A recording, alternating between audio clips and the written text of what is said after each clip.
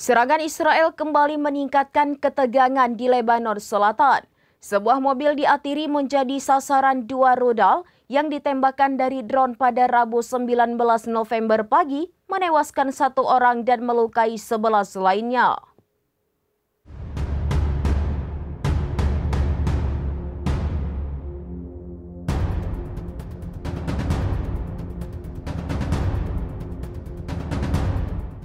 Serangan Israel kembali meningkatkan ketegangan di Lebanon Selatan.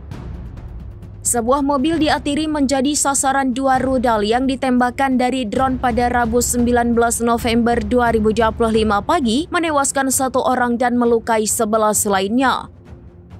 Laporan NNE menyebut bahwa sejumlah pelajar turut menjadi korban karena bus sekolah yang mereka tumpangi melintas tepat di belakang kendaraan yang menjadi target.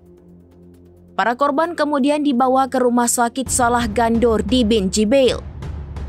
Serangan tersebut terjadi beberapa jam setelah serangan udara Israel sebelumnya, menewaskan sedikitnya 14 orang di kamp pengungsi Palestina in El Hilweh Sidon. Militer Israel mengklaim serangan di Atiri menargetkan anggota Hamas yang dituduh merencanakan operasi. Pada hari yang sama, dua serangan drone lain menghantam kendaraan di Bin Jibeil dan Blida dan menewaskan dua orang.